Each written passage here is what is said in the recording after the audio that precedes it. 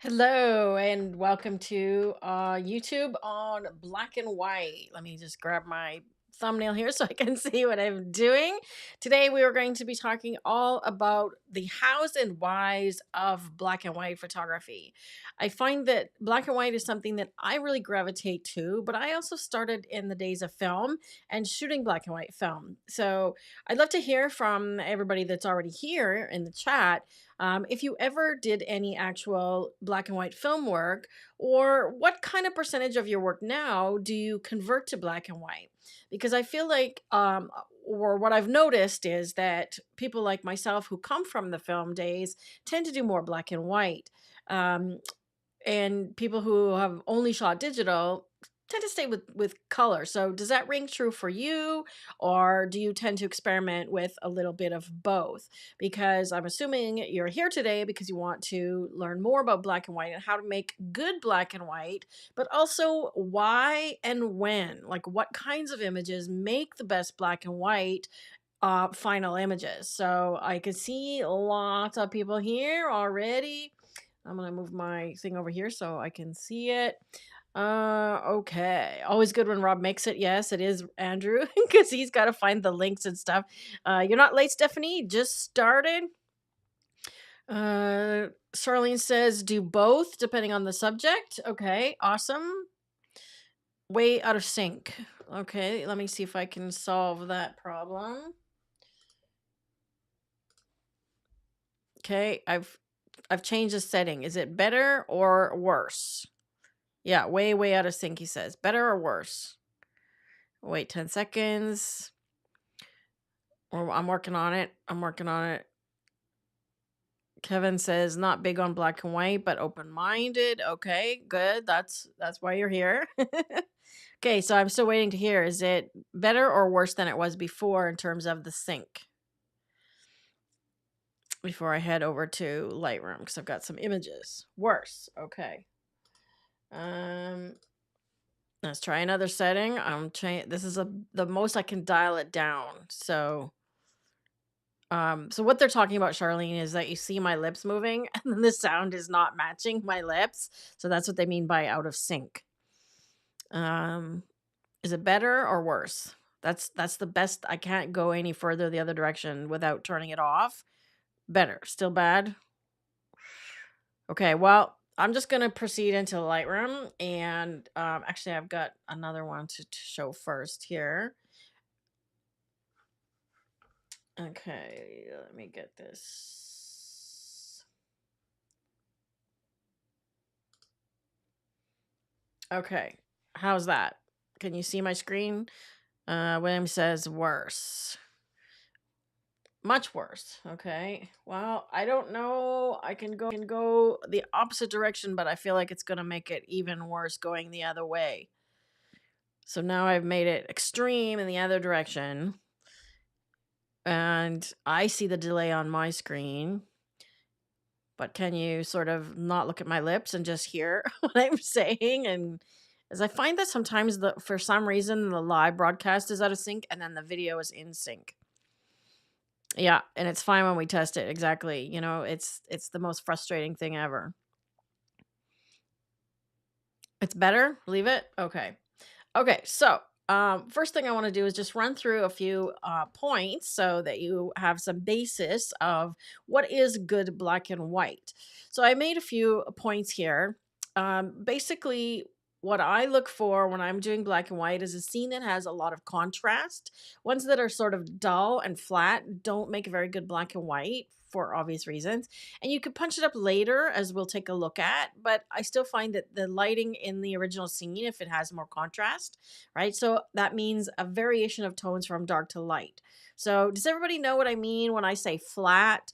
I talk about this in my Luminar Neo course, and when I teach curves, where the curve or the line on the curve goes at a diagonal or an S curve, and if it's closer to flat, it means that there's no black, there's no white, and everything is just sort of dull gray, right? Stephanie says you can hear you. Mark says, oh, that's great, Mark, because I do the same. Yeah, I do infrared black and white as well, and I've got some examples to show.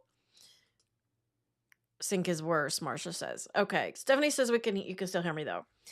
The other thing that I look for is a well lit subject, right? So dramatic lighting and shadows also works well. And we've done exercises on shadows in the past. And a lot of the images that you guys submitted previously, I've brought through in to show you, which ones I would pick for black and white and which ones I wouldn't. So we might just do a little exercise around that.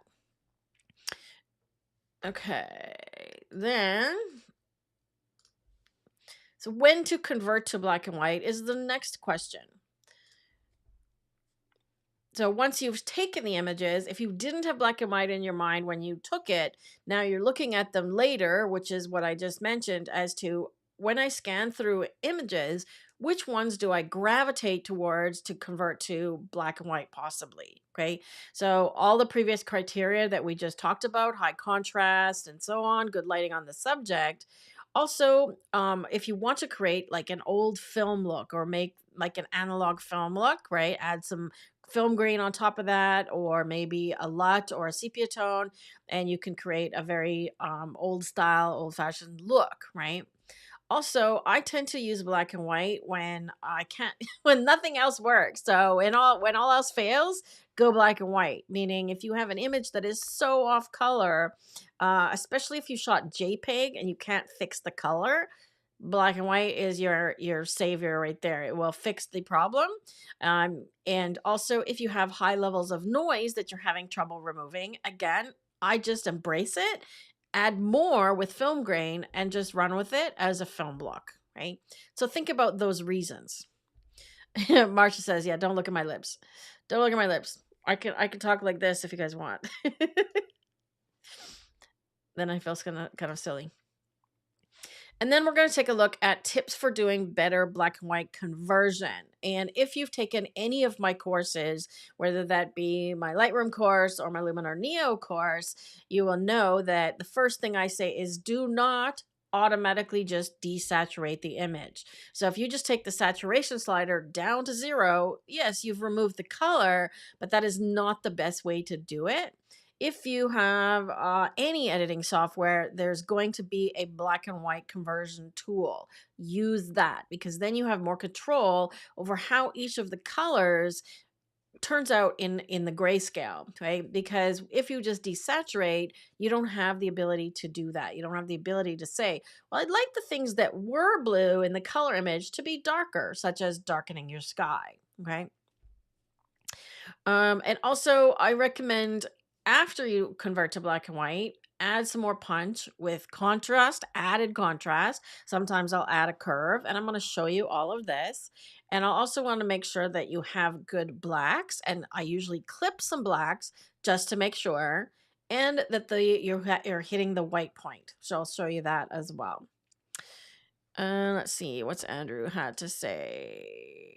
I've only used black and white in the past when the lighting is rough. I'm excited to learn how to do it with more intention. Awesome. That's a great comment. And if everybody approaches this editing session with that attitude and that approach, then we're going to learn a lot. Okay.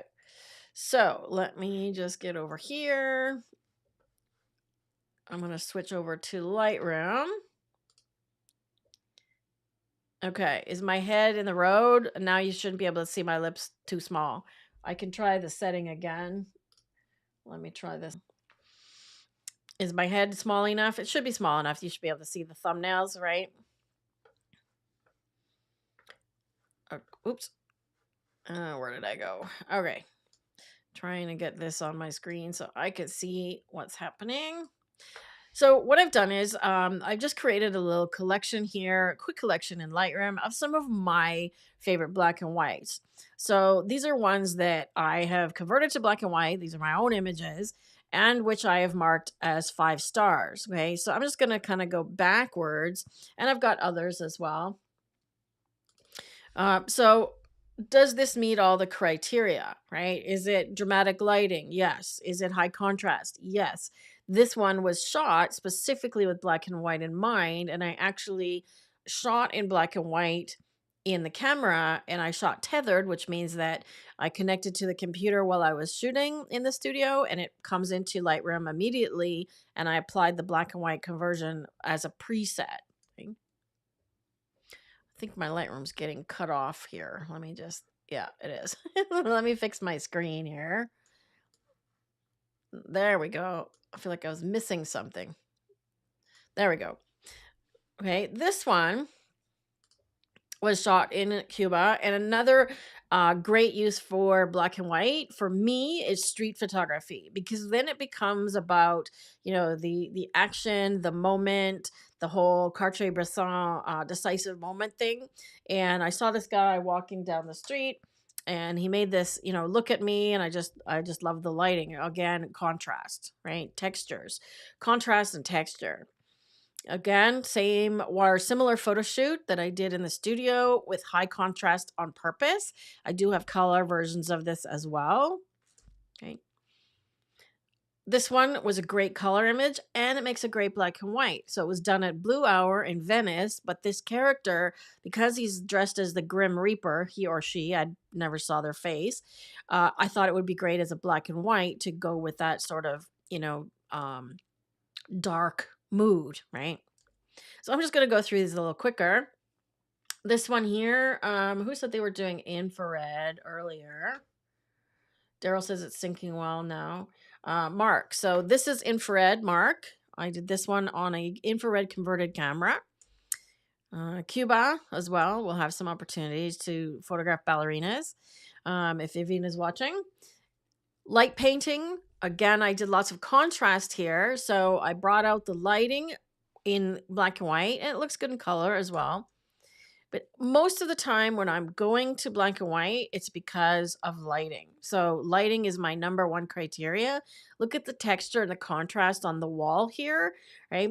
It doesn't matter what it looked like in color. This is about texture, right? So part of, you know, my thinking when I'm photographing this, again, this is all about the light coming in that top of the dome.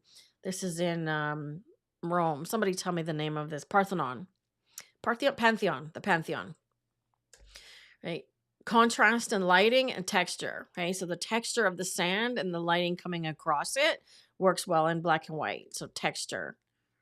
I love portraits in black and white. Contrast, portraits. The light coming from behind her lights up her smoke, right? Portraits, contrast. Are you starting to see a theme, okay? This one I wanted to do an old world feel. Another gentleman in Cuba. Okay. Another one that I wanted an old world feel. Bob's an old coal miner here in Alberta. Right. Again, lighting, contrast, old look. This is Renee Robin. For those of you that watched her, were in the community and came to the webinars. This is probably from 2011. So this is when she was modeling. European. I think, oh yeah, this is Spain. So again, another old world kind of feel. I wanted it to have that feeling. Everything here was pretty much white, right? Contrast, texture, contrast. Are you starting to see the theme? Okay. So I want to just run through these, and then I'm going to show you some conversions. Right? Definitely old world feel there. This is one of my favorite black and whites. I took in New York City, and I was just walking across the street, and what struck me was the shadows. So for me, it was all about the light and the shadow and the color. I wanted it to go away, as well as their heads. I didn't really need their heads. So does that help when we're starting to think about, okay, what makes a good black and white? So a lot of these I did have in mind for black and white when I took them, or I knew that I was going to make these black and white. Others, when I looked at them later, I decided to do the conversion because of the things we've already looked at. So now I'm going to take a look at some subscriber submitted images, and I'm going to kind of just run through which ones I would suggest are good for black and white, right? And which ones are not. And it's really easy for me to go and do this in Lightroom because it has a quick button here. So I'm just going to be using Lightroom to demonstrate for the first ones, and then we can also use Luminar and the Luminar black and white tool. Okay. So what do you guys think about this one? I'd love to hear a vote. So yes or no on the dog. Do you think the dog would make a nice black and white? And bonus points if you tell me why. So I want to hear, did you pick up some tips already based on, okay, my computer's out of memory apparently, based on what we've already talked about. I'm just going to close Google Chrome because it's taking too much memory. So what do you guys think? So what Rob says, he's hearing me say that my black and white choices are based on good lighting to making exceptional rather than black and white to fix it. Yes. Yes, yes, yes, yes, yes. Yes. Big time. I'm going to put the comments up here instead. Yes, big time.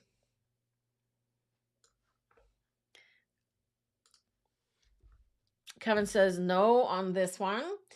Okay, but that's not the question I asked though, Kevin. I said, would it make a good black and white? Would it make a good black and white? See, Linton says yes because there's good texture and contrast. Okay, yes, you're on the right track. Anybody else?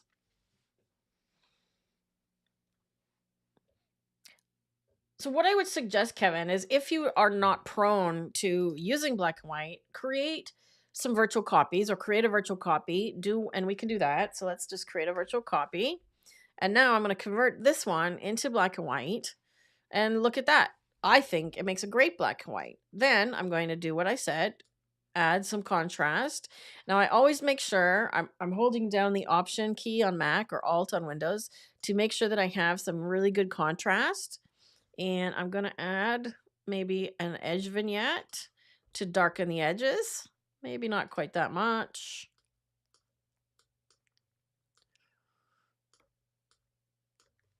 And now there we have it. Okay. Now, because I used the black and white conversion tool, oops. Why did it come back to color? Oh, I'm on the before image. Because I used the black and white tool, I have these sliders. So if I want to darken the background, what color is the background? Well, if you're not sure, just use the backslash key to see the before image. Lots of blue, right? Because of the water. So if I darken this water, look at that. You could try the other ones too. There's a little bit of aqua in there, but I don't mind this one being higher just to have a variation of tones, right? So just try the other ones. I don't think there's any red or orange. Oh, so the dog and the stick have orange. So I'm going to bring that one up. I think about like that. Can you see the difference with the black and white mix, right? Changing the background changes the game. Now, if we want to look at them together, okay, what do we think? Now you guys choose black and white or color. And they both have merits, right? They both have merits. The thing I like about black and white is it actually gets rid of the color, so you focus on the subject. In the color one, his green bandana and the blue background does draw you away a little bit. So I'm interested to see what you guys think. Aha, she said, Daryl says the green was distracting, which is what I just said.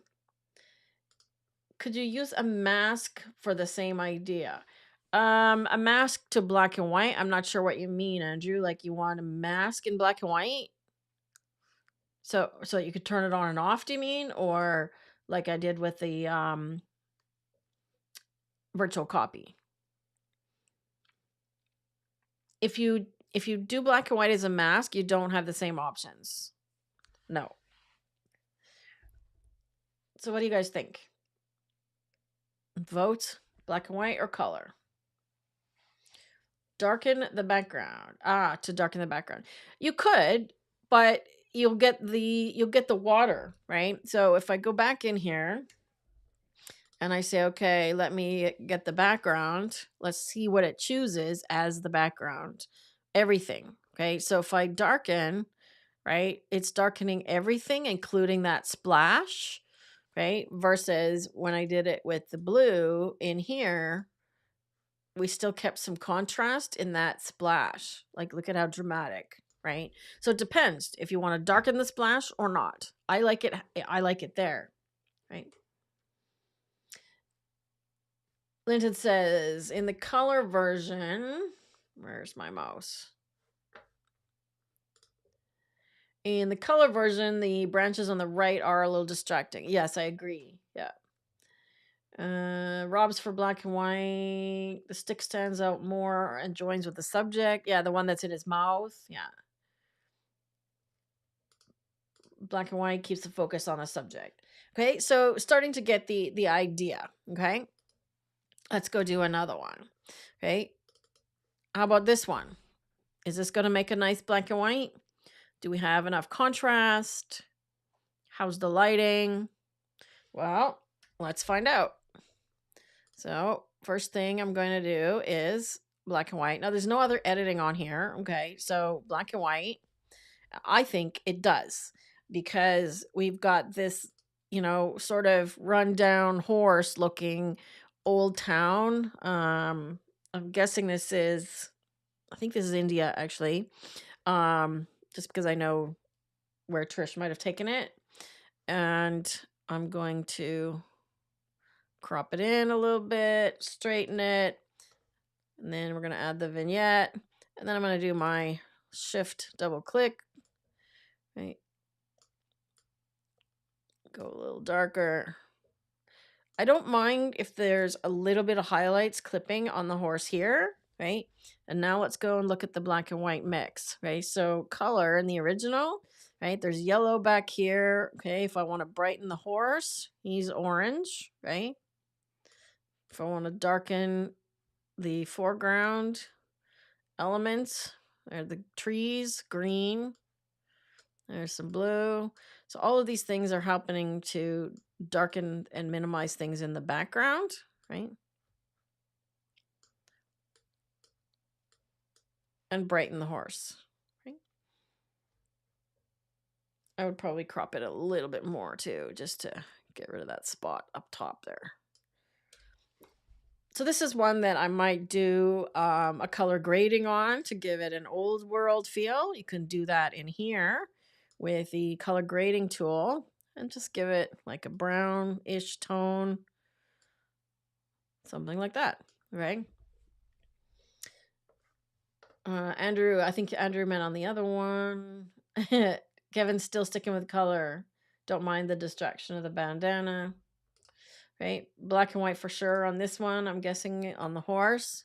Right? So does anybody oppose or disagree with black and white on this one?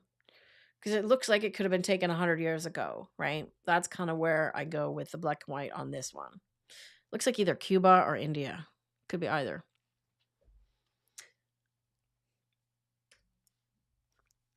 All right. But what about something like this?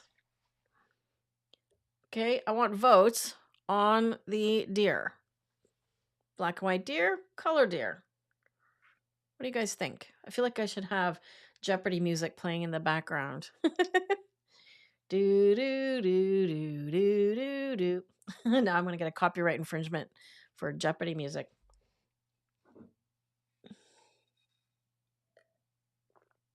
So, deer black and white, deer color. And I think this is one that I edited previously. Yes, I did. So it's already been edited to bring out the subject, right? But what do we think? Is it going to look good in black and white? Let's do a virtual copy. Andrew says it's a tough one. The color is pretty, right? There's some like yellows, there's some daisies, there's some greens. Okay. Simon's voting for color. Well, let's have a look. Okay, I'm going to make sure that I got good contrast. And I'm going to come down in here because I know I want to darken the greens. Possibly even the yellows. And let's brighten up that deer. Okay, I could also go the other way. But then the background's too dark. Okay, purple. I'm leaning towards what you guys are liking, which was color, and this one. I think he just needs to be a little brighter. I could look at the background, maybe darken the background a bit more. Okay, now we're talking. Now we're talking. Okay. Now he looks like he's a white deer. I'll fix that. I think I went too far with the black and white slider here. Looks orange. See how I'm just dancing back and forth? I think we're going to like the color one better here. Did I not make a copy? I did. Where did he go? There he is. I'm going to sort these by file name. There we go. Okay, so now I think I would agree with you guys on this one. Color. Color. Black and white lessens the busyness of the background. Stephanie says not a lot of contrast. That's the issue. And even when I'm adjusting the tones, there's not a lot of contrast between them. I could probably do some more work to darken the background using the mask. Right? Doesn't help the subject pop. Yeah. Yeah, now he's albino. Yeah, exactly. So, yeah, deer and color. Okay. Let's go back up here. All right, here's another one. Let's talk about some landscapes. Okay. So, let's say these 4. Okay. Of these 4, which one? So, we'll count them as top left is 1, top right is 2. So, 1, 2, 3, 4. Which of these would you like to see in black and white, and why? Are you starting to see what I'm looking for? Okay, because I think that potentially 3 of these might look good, and 2, maybe 3. 2, maybe 3 might look good in black and white. Okay, so remember, I'm talking about contrast. Okay, Andrew says number 4. Interesting choice. Interesting choice. Why do you say that, Andrew? High contrast. Is it high contrast or are the colors contrasting? I guess we'll find out. Number 2, the iceberg, Thomas. Okay. Or do you mean the mountains? 3. Okay. So far we've got 2, 3, 4. The mountains, 3. Okay. I would tend to agree with that. Nobody's picked number 1, I notice, right? So let's go look at that one first. And of course, the first thing we see, and this one I think has been edited. No, it has not. Okay. So I would edit this one to give it some more contrast anyways, right? So I would give it some boost here, right? Maybe some clarity. So that's a little better, right? So than flat. So we've given it some contrast to begin with. Now, if I convert it to black and white, it's not bad actually. If I cropped it into something, more panoramic, it's not bad. And let's see if we can bring the yellows out.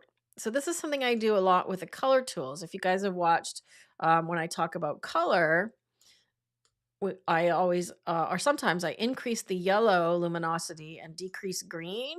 So look what I'm doing there. Is there any blue? Oh, look at the mountains in the background. It literally pulls them out and pulls the sky out. Is there any pink? Okay, so there's those pink flowers getting lighter or darker. Actually, I think I could darken them. It's not bad. It's actually not bad. And if I go and add a curve to give it even more contrast, what do you guys think? It's actually, I think, punchier than the black and white or than the color version. I didn't anticipate that. Interesting. I didn't anticipate that. All right, let's take a look at the next one. Okay, this one has some editing done already, including some masking, but let's convert it to black and white. And indeed, I think it does make a nice black and white, okay? Because there's some intense contrast, right? And we could brighten it a little bit more. There we go. I think it's great. I think it's great in black and white, and I haven't even touched the black and white sliders yet, right? If we want to add more drama, look at that. So aqua, there's pretty much just blue in here, right? Oh, there's a little bit of green. That's pretty much everything that's in here is blue and green tones, right? It's kind of cool in black and white. Right? So you guys were right because you see the contrast, right? If I come back here and just turn it off. So that's how you basically go to black and white in Lightroom. You just literally click this and then back off again. So if I want to compare, we can do a virtual copy. I don't know why it went there. Oh, it virtual copied everything. What did it do? There we go. I virtual copied all the ones I was selecting. Okay, so there we go. I think this one is a matter of preference, but it does make a nice black and white. So you guys starting to see like the criteria here, definitely contrast, okay? I got an ooh from Stephanie. Ooh, ah. Love what it's done to the snow-covered mountains in the background. Yeah, yeah, look at the texture. It's picked up right in here. I don't have my cursor on. Why did you guys tell me I don't have my cursor on? I think there's merit in both. Absolutely. Yep. Now, did I make a virtual copy of that one? Which is the other ones that I had selected? I had this one.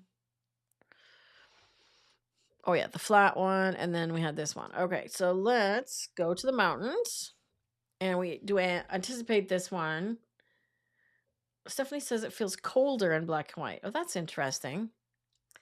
And we could make it blue as well, Stephanie. We could add a like a split tone, right? So I could add blue into the shadows like that. So there's like a blue there, or into the midtones. Now, does it feel cool? There you go. There's some blue. Just for fun. Okay, coming back to our mountain. I believe I have done some editing on this one. Yes, quite a bit of editing. Okay, so the original was a little underexposed, a little bit flat. This is one of Deb's images. I'm guessing Alaska. Okay, so let's go black and white. And as suspected, it looks good, right? So I'm just going to make sure we keep the highlights on the snow-capped mountain. I don't know that it needs much, to be honest. Looks pretty good to me. I think I've lost a little bit of contrast down in this valley here. So it looks a little bit flat in the valley. So let's see if I can... Oh, that's makes some drama in the sky. Look at that with the blue. Green doesn't really affect it at all. Oh, yellow. Look at that. See, there's more yellow in the foreground. Oh, no, that is green. Pardon me. So let's go yellow, and there we go. There's my contrast.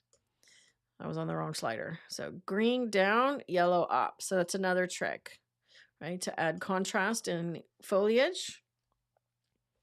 See what happens if you just desaturate? Big difference, right? See that? So by increasing the yellows, it also brought the mountains out right here. Contrast. Andrew says, do you feel harsh daytime light contributes to good black and white? Sometimes it does. Yeah, sometimes it does for sure. Yeah. I think it definitely works well. And this one is another one that I think is good in black and white and color, right? So it comes down to preference.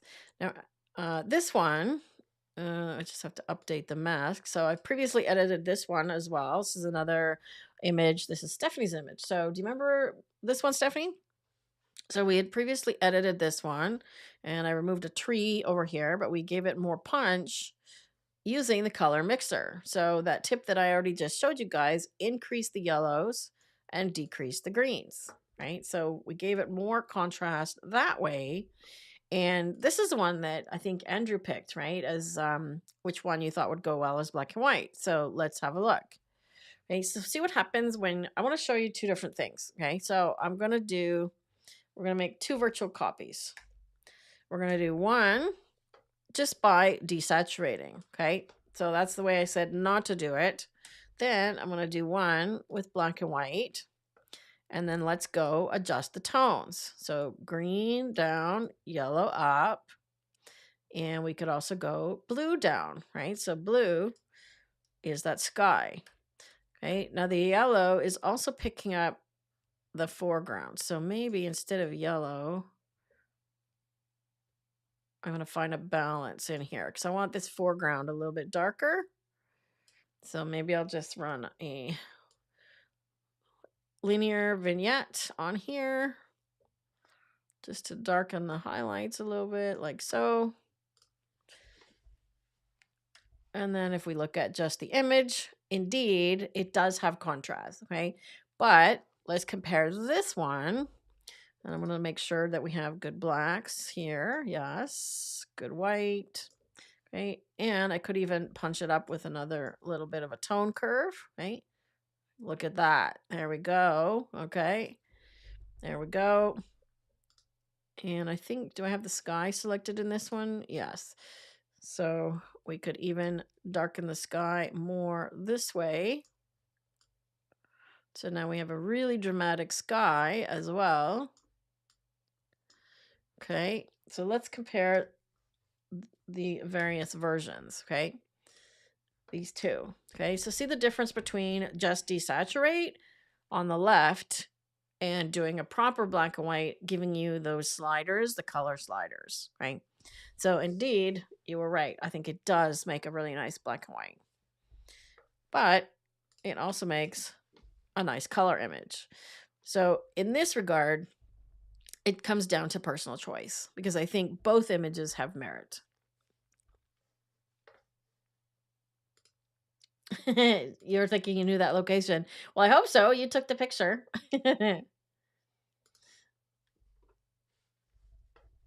Okay, so I think you guys did really well on that test.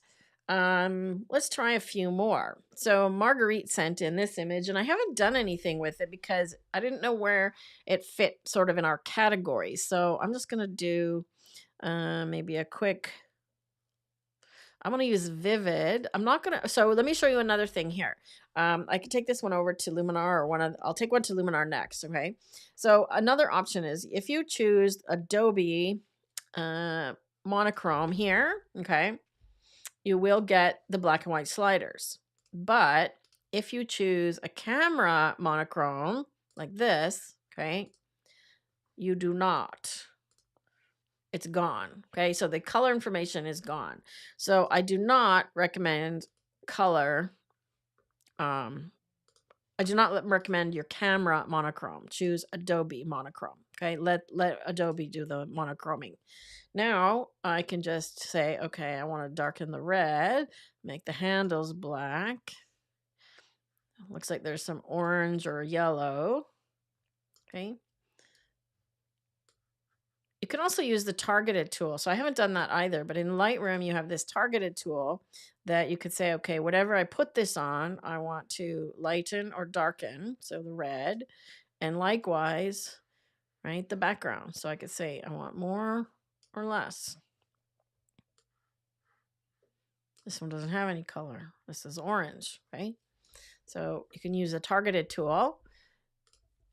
And this is another one that I would probably let the whites clip just a tiny bit. And I might even give it a tone curve. So that after bit of processing, okay. There we go. That's better for me. So this one makes a nice black and white as well. So in this one, for me, it's not as contrasty, but it's the subject matter. So what do we know about these items? They're kind of like a chrome silver finish, right? So it feels right in black and white. Okay.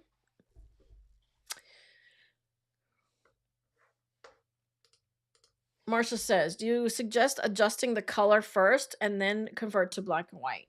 You can, and it might make a difference if like in this one, for example, if I say, okay, I want to make sure this background is pure white, so I can use the white balance targeted tool. Okay, then I can convert to black and white, but it doesn't make a huge difference in Lightroom, to be honest. But if you're using Luminar, it does. Okay, because we can shift it more. That's the wrong shortcut. I'm using a Luminar Neo shortcut. You can shift it more in with the color tool in Luminar before than you can after, especially for example, like something like a portrait, or actually this one. So anything that has orange in it, because there's no orange slider in Luminar. Like here we have orange, purple, magenta, but when we go to Luminar, there is no orange slider or purple. So we can't do the same types of adjustments with colors that are orange. So if we want to, let's do this one, for example. Okay. So I'm going to do two things. I'm going to do black and white in here. We'll do a virtual copy again. And I don't think I've edited this one. No, I haven't. So I'll just do a quick edit. And we'll go black and white. So it's not bad right out of the gate, right? I would probably give it a little bit more contrast with the tone curve, right? And then let's check our black and white settings. But here we have an orange slider. Okay, so skin tone has a lot of orange. So if you want to adjust skin, notice there's orange in his shirt as well, okay? You need to use this orange slider. But when we come up to Luminar, oh, look, he's got something yellow in his hand, right? We don't have that option. So let's do this one. I'm just going to add a slight vignette. But now we have a really nice contrasty portrait, okay? You have to be careful with red, because if you increase the red, you end up with lips that look like that, right? Versus now he's wearing lipstick. So be careful with red when you have people, right? Now let's do the same black and white conversion in Luminar. So I want to take this one, but I'm going to export it right to the raw file. So where are we? There we go. I'm going to go right as a raw file.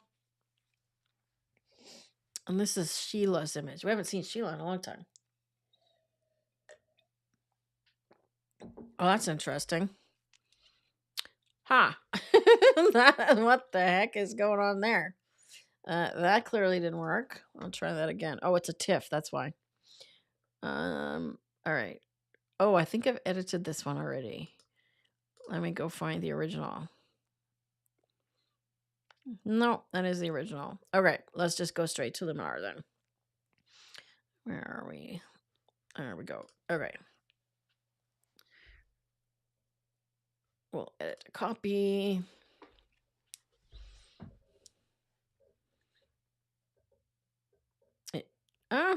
This file is corrupt. Interesting. All right. Well, that's not cool. Let me open Luminar directly and see if I can open it. Should be in the people folder. Oh, you guys got a preview. I got a new video coming out. I did the waterfall blur. You'll see that one on Tuesday.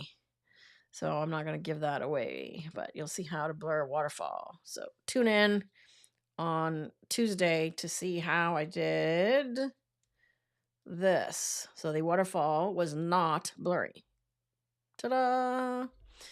Okay, where's my images? Here we go. Not used yet. People.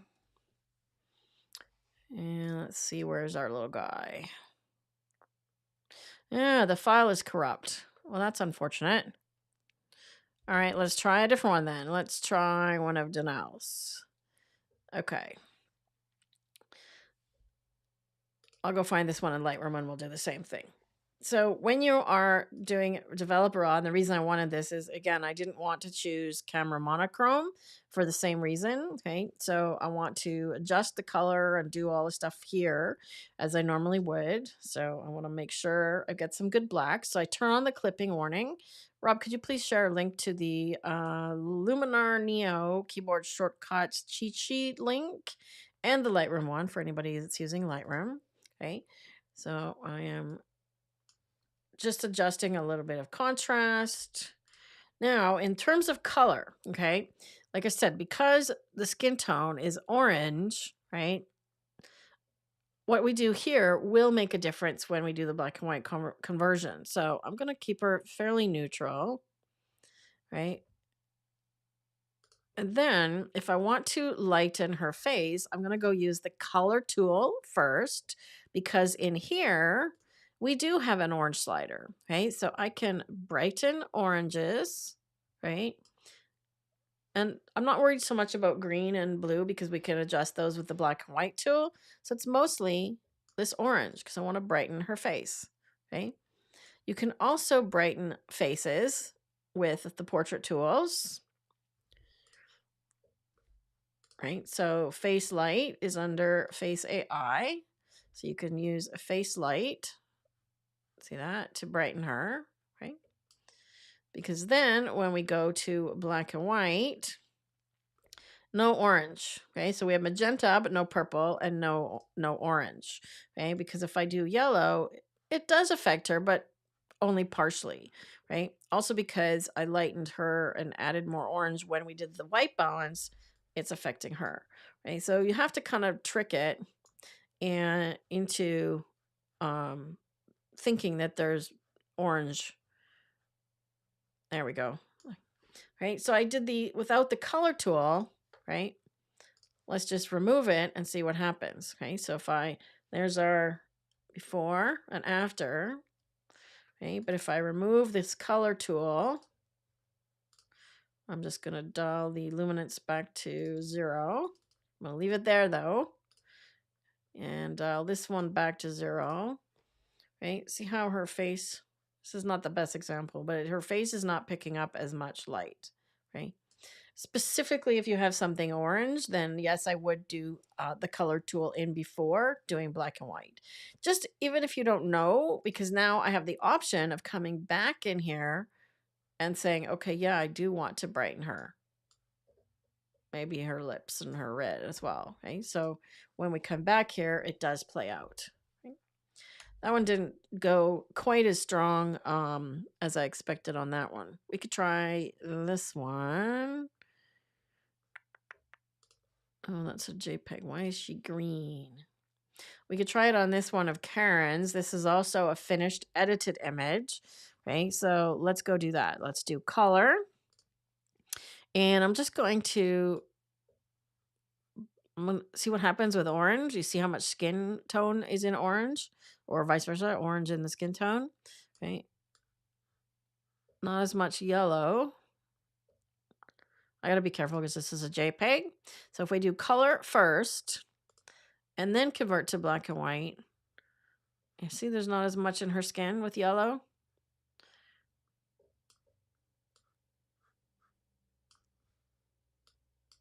We just get a little bit more control.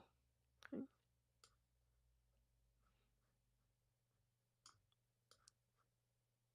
Really dramatic. So black and white portraits, I think, are really classic, especially when you have dramatic lighting, like some of the ones that I had, right? This one, I think, would work really well in black and white also. You know, a graduation. There's nice backlighting here. Actually, let's do a preset. I've got some presets that are in my... I think these are in the... Oh, no, they're not in the Luminar in the marketplace yet. I'm still working on these ones. But I'm creating some monochrome ones. I know I've got one for glamour. That's where's Fabulous Faces. There's one in here. Can you share a link to Fabulous Faces, please, Rob? Because I've got a punchy black and white portrait preset. There's the keyboard shortcuts. Which one was creepy, Stephanie? Okay, so there's punchy black and white. It's really punchy. Wait for it to apply. We could actually dial it down a little bit. I'm just waiting for these all to sort of catch up here. So perfect, fabulous faces shortcut, please, Rob. While I'm waiting for this to load, I'm going to just take a sidebar here.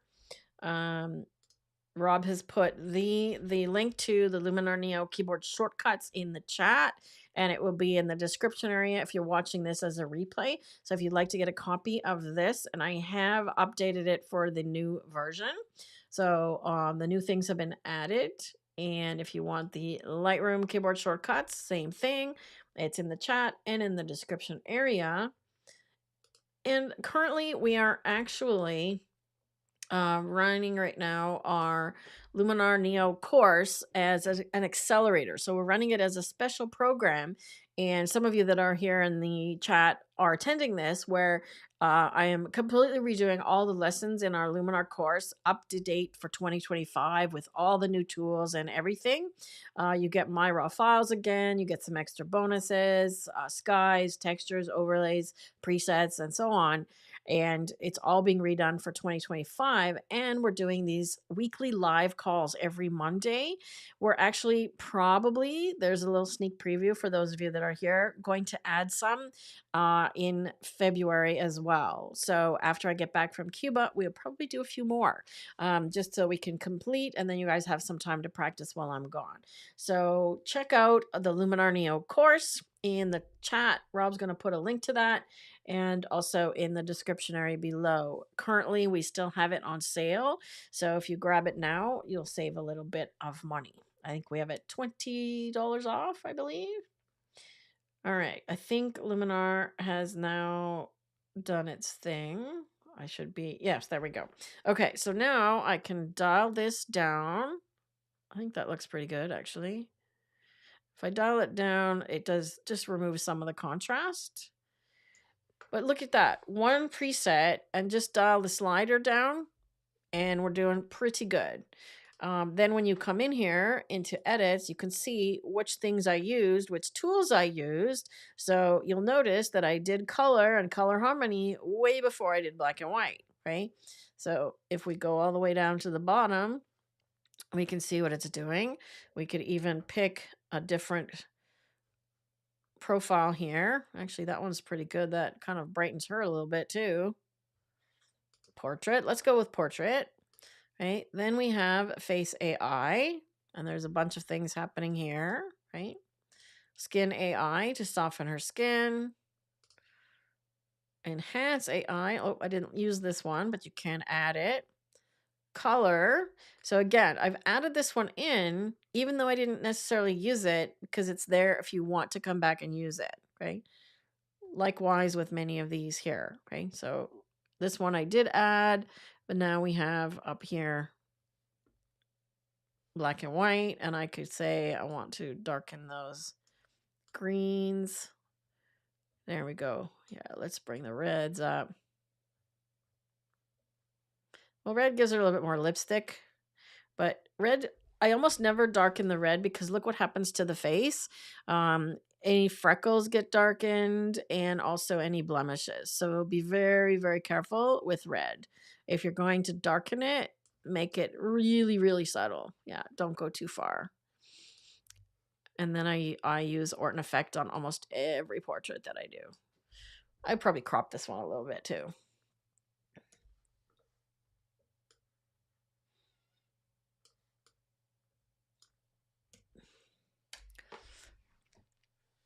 Okay, so high contrast portrait. Also gives it a classic feel, right? Any questions? Questions about lighting, contrast? We could take a look at a few more. So we've determined that the portrait was good. This one was hit, could go either way. The iceberg could go either way. The deer was definitely better in color. This one I actually did black and white on. Do you guys want to see the color version of this one? There's the two versions if you want to see those, right? So again, both good, just different, right? So it really depends on what you want. And I could add, you know, a sepia tone sort of look in there if I wanted to, right?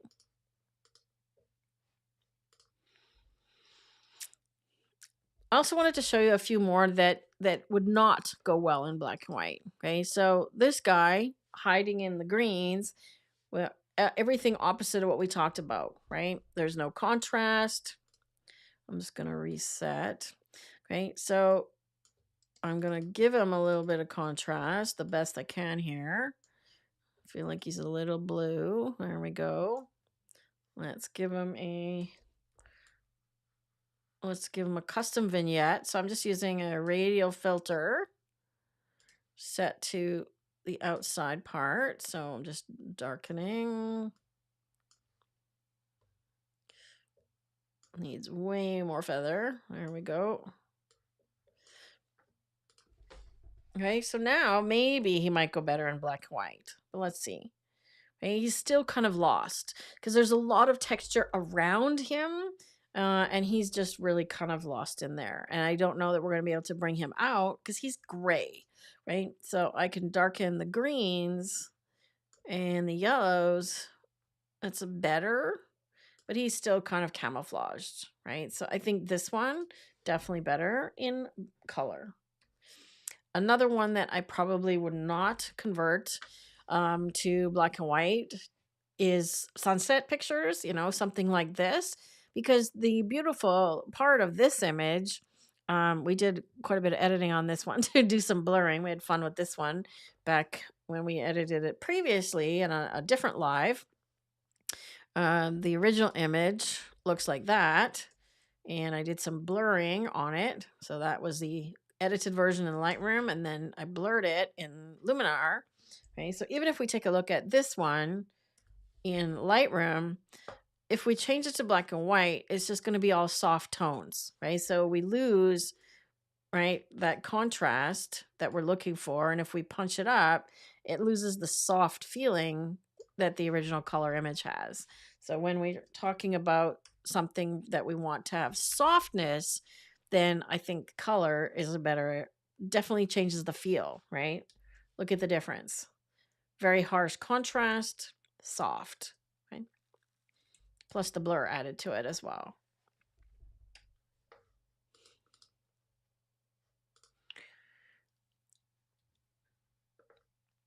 Pets and animals can work well, as we saw with the dog, right? You could do cat in black and white. I've done quite a few of my cats in black and white, right? So again, I'm just doing a quick adjust. Oh, apparently I've edited this one before, or Sheila did. Oh, I did. Yeah. So I've already edited this one, but let's see what he looks like in black and white, right? Again, you can get rid of like the distracting color on this towel or blanket or whatever he's sitting on here. Looks like a towel. So I'm just doing before and after to see what color it is. See, there's green in there and also in the background. I feel like I've got something happening on his ear up there, but right. And let's see, orange. Oh, that's his nose. So I don't want to mess with his orange. I don't want to mess with his nose. So something like that. I definitely screwed up the cloning here because he's got something funky on his ear going on. Yeah, I tried to remove the post. Right, see that? We've got like some missing part of his ear. I'll just generate it. Fill in his ear. There we go. Not too bad. Whenever I use the clone tool in Lightroom, this is a pet peeve of mine. It makes me want to remask again. I would probably run this one through denoise as well. But let's look at the original unedited image. Okay, compared to, where's our black and white kitty? Okay, so a lot of the busyness and distraction in the background has been minimized, both with some masking and also, this towel for me is quite distracting, all these colors. And now you've just got the kitty's face. Right? Fur looks great in black and white because of the detail, I think. What do you guys think? Fur, this kitty, black and white, color? Vote. Black and white kitty, color kitty. I like the black and white kitty.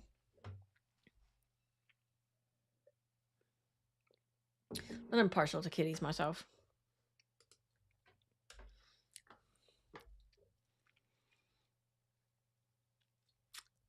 Oh, no votes on the kitty? I don't know how much of a delay there is on this channel. Okay, flowers are another one that can look really great because once again, oh, there we go. 3 votes for black and white kitty. Once again, we've got some great contrast. So this is one that I've previously edited and darkened the background and got rid of this flower up here. But now, because of the contrast, we could definitely go black and white and then look at that, right? So we can brighten that, darken that, super dramatic, okay?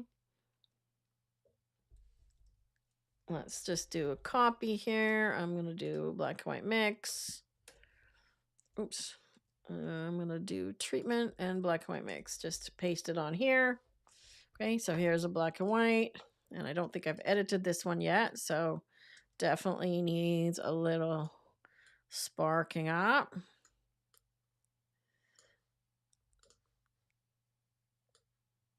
Okay, so see how I can bring these tiger lilies up, darken that, and make something really dramatic. Okay, so flowers look really great in black and white. Go online and look at, look for black and white floral images.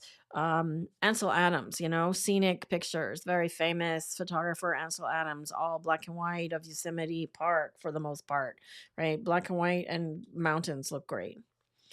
This guy would look good in black and white because he's got light on him and the background's dark. Okay, so same thing. This one's going to struggle, right? Because it's already flat, right? We can try and punch it up with, something a little brighter. I can brighten this. That's better. And then the sky is too bright. But overall, it's very, very flat. So we're just going to get flat back, right? Even if I add a tone curve, better, okay? But we still got that sky that's overly bright. Slightly better. Slightly better. But this one for me, honestly, this one is like Rob said earlier. It's one where I wouldn't probably edit this image to begin with because the light is very flat and it hasn't got the punch that some of the other images that we looked at today have, right? So like Rob said, don't use black and white to fix something, right? So it's not fixing like noise, for example, is okay. Fixing off color is okay. Right? Like this one to me is very off color. And I think we tried to edit this one and it just ended up being some weird, pink color. It's very pink, right? So this one might work really well in black and white. We've got the sky already, darkened.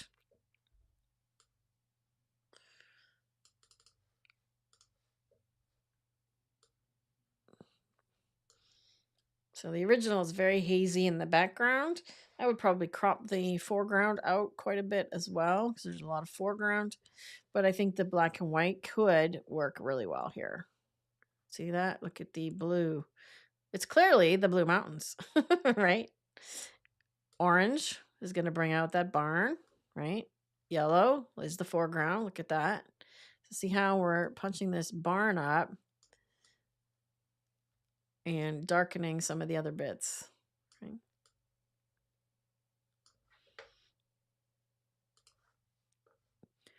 Still not completely happy with it, but I think this one has potential to be a good black and white. Right? Questions? Any questions? We're at 1 hour today, and I just want to survey everybody. What are you thinking? Do you think you will use? Let me come back over here. Do you think you're going to use black and white more often? Are you going to think like a black and white photographer a little bit, or try to? I can show you a few more images before we sign out as to ones that I don't think will convert very well versus which ones will. And we can just kind of go through them rapid fire. But just generally, I'd love to hear from you guys. What are you feeling? Right? Especially like Kevin, for example. Are you going to do some more black and white?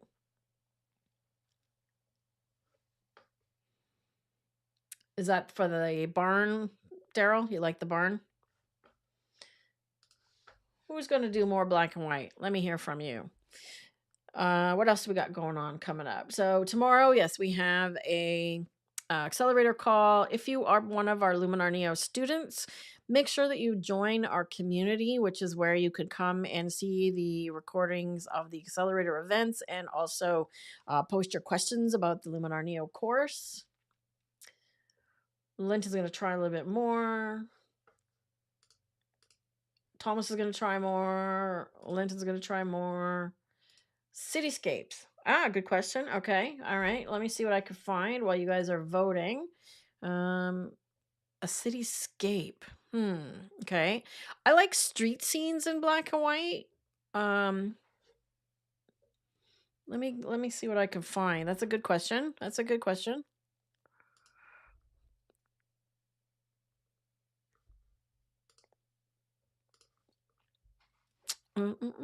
Okay, city scenes, cityscapes. Let me come back to that one. All right, I'm going to come back over here.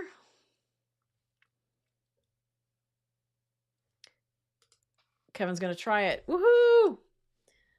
Selwyn, play with black and white more. Awesome. I'll definitely consider it when post-processing. Hard to think black and white yet, as I'm a color junkie. Nancy would like to do more black and white. Deb's going to use it more. Great tips to examine photos for black and white potential. Awesome. Marsha says, yes, how about hitting that thumbs up? Thank you, Marsha. How about that? Cityscape, street scenes, and architecture. Yes, absolutely. Vivian will use it more. I sent you an email, Vivian. Check your email. We have a potential roommate for you. Well, we do have a roommate for you for Cuba if you so choose. So check your email. Philly photos. Well, I have lots of Philly photos. Okay, cityscape. Okay, so I'm just going to go rapid fire here, right? So this one I think would make a really great black and white because of the shadows, and you could really punch that up because I don't think the color adds anything there. This one would also make a great black and white, although arguably it's beautiful in color, right?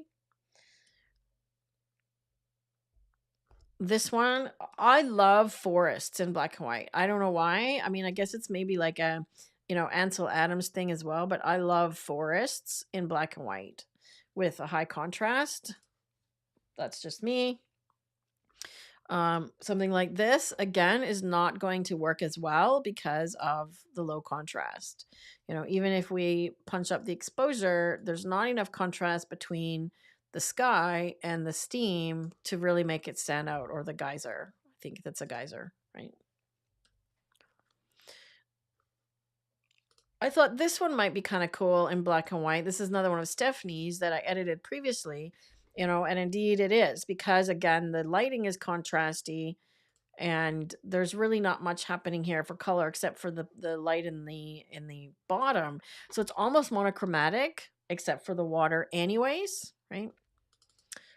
Street photography, yes, absolutely. I would do this one in black and white in a heartbeat. I would probably crop to get rid of that top part and do something more like that for this guy. And then a black and white conversion. but it gives us a lot more options when we have this black and white conversion this way, because I can do stuff like this, right? I can darken the car, lighten the car, right? See, the buildings are all blue. Darken the yellow buildings. Lighten the lady, darken the lady. So yes, definitely a black and white subject there for me. Likewise, this one, not only is the lighting fantastic, but I love the oldness. I think this is this is Anne. This is from Morocco. So she was with Dan in Morocco, and this one would be great black and white also. And indeed, it is. Also, black and white can take a lot more clarity and texture. So feel free, especially on subjects like this, crank that up a little bit. But look at that, right? Gorgeous, gorgeous black and white.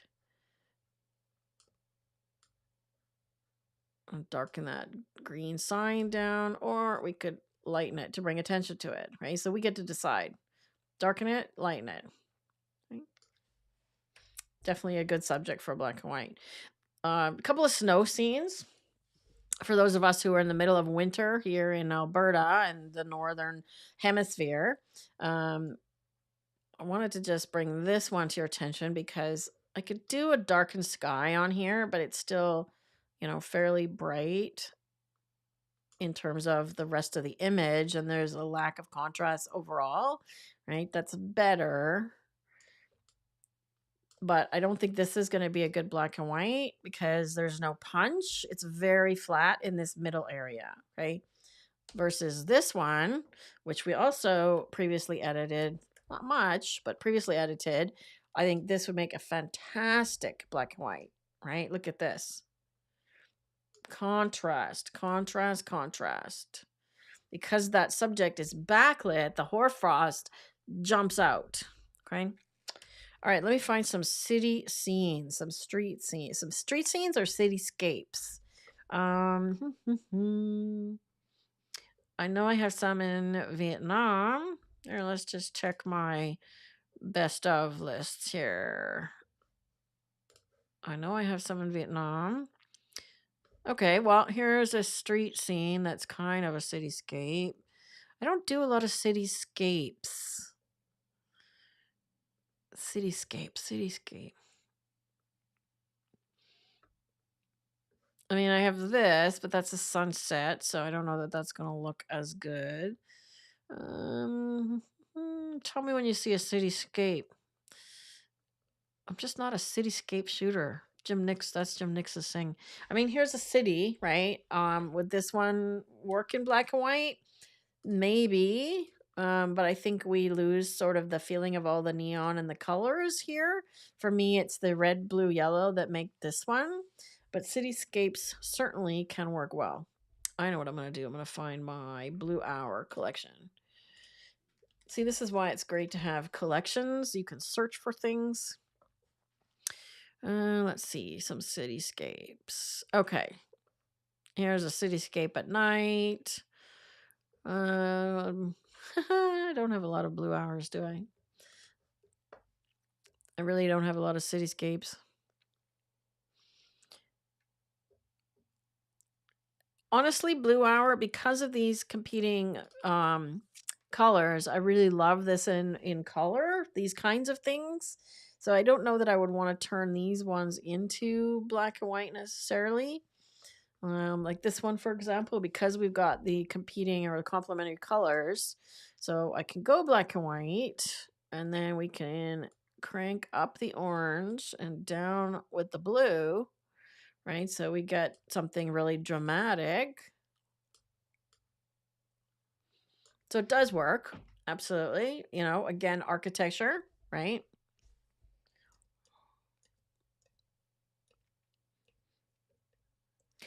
I don't have a lot of cityscapes. City lights. Here we go. See, most of my cityscapes are taken at night. I don't do a lot of daytime city stuff. So, I mean, here's an example. I did this one in black and white of the Venice in Vegas. But when you have a subject like this, okay, again, Vegas, and it's most of my cityscapes are going to be like this blue hour, right? And I'm shooting at blue hour because of the color toning. So I may not want to go, black and white, but it certainly makes a nice contrast if you do, right? You'll get a dark sky, you'll get the bright buildings. So you can do something like that, right? So cityscape works well also. Right, if I copy this one over onto this one, for example. See, contrast. Okay, so we've got the nice contrast. The key there is always contrast. As long as your cityscapes have contrast. I'll see you, Dano. Thanks for searching. Yes, I did have some blue hour. Okay, let me come back over here. Cobblestone road by the bridge where we did supper one night. I have no idea where that is. Ah, the policeman in Prague. Okay, yes, I edited. No, I did not, Thomas. That was your image. Let me come back to the collection because I did put him in here. I suppose you want to see how I did him. So we can certainly take a look. I think he's in here. I thought I put him in here. Okay, maybe he's not in there.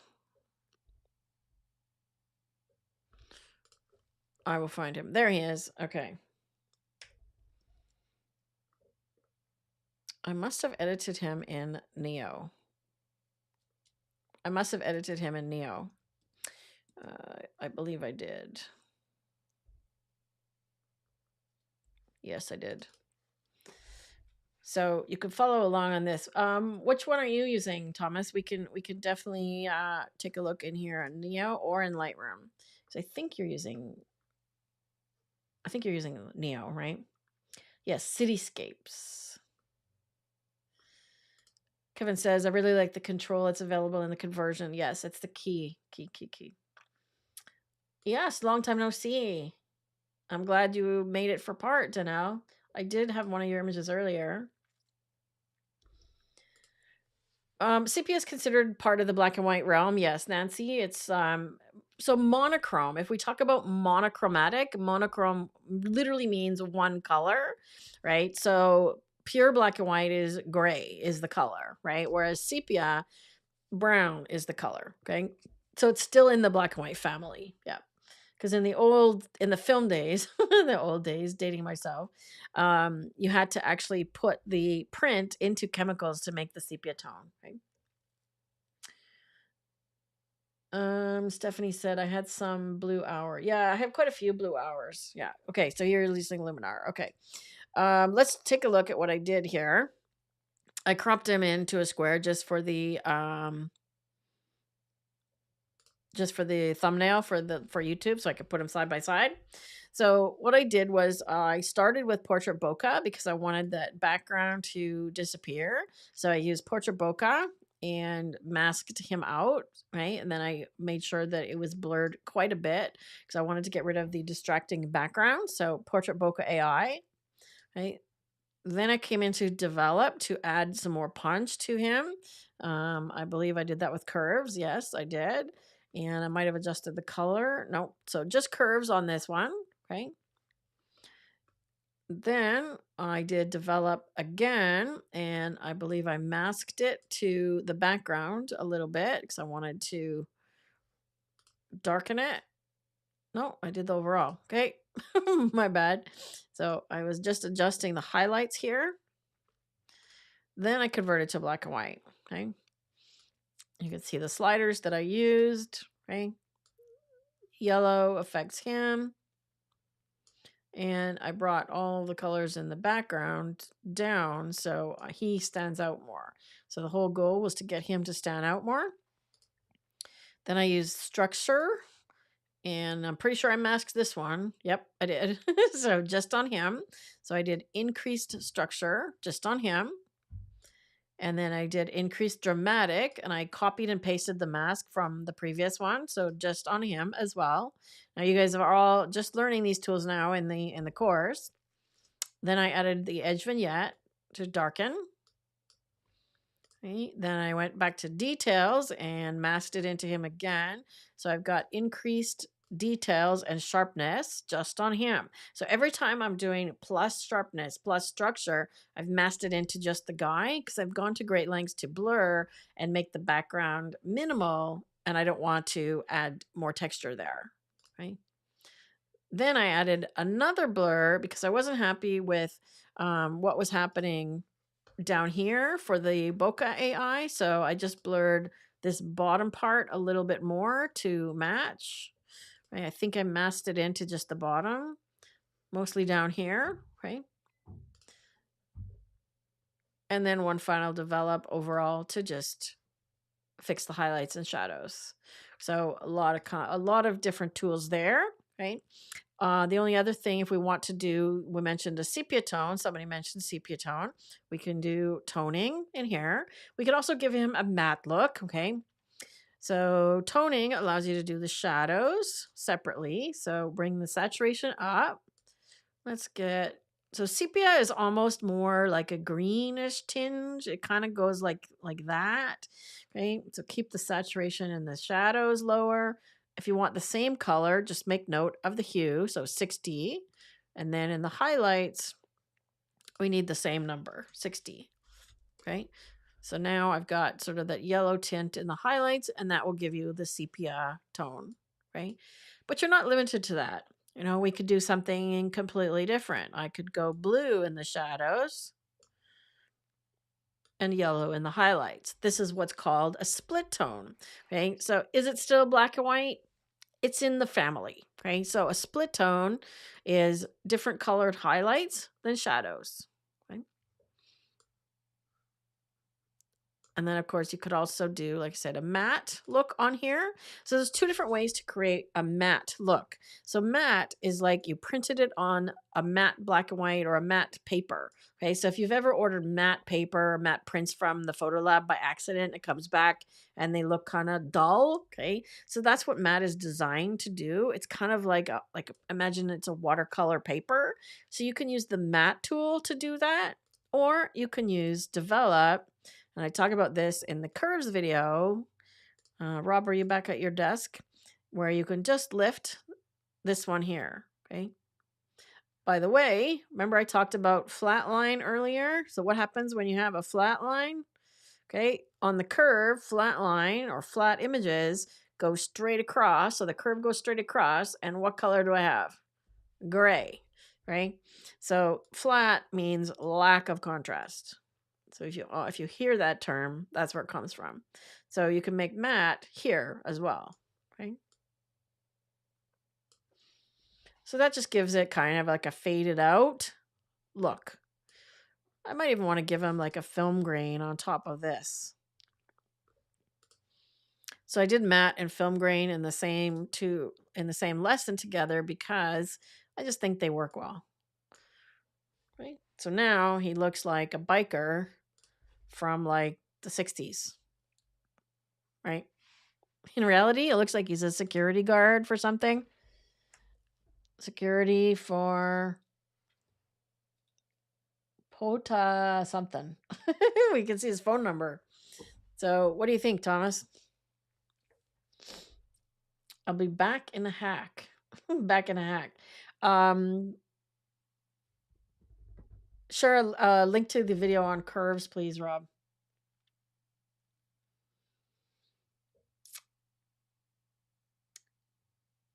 So what do you think, Thomas? Oops. See, I switched back and forth from Lightroom to Luminar, and the keyboard shortcuts are slightly different. So I press L in Luminar, and I get back to the catalog, and I press L in Lightroom, and I get lights out, which is highlights the image. So what I wanted to do here was F for a full frame. So Well, it's your image, so see what you can create and match that up in Luminar. I'll post the before and after on this one for you in the community, so you can see what it looks like. And now you've got the tools to use. So see what you can do. I feel like he's a little bit dark now after doing the film grain. There we go. I think I went too far on the matte. So you can always dial stuff down, right? I went too far with the curve here, I think.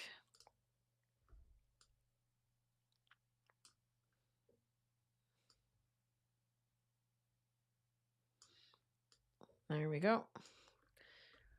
And film grain.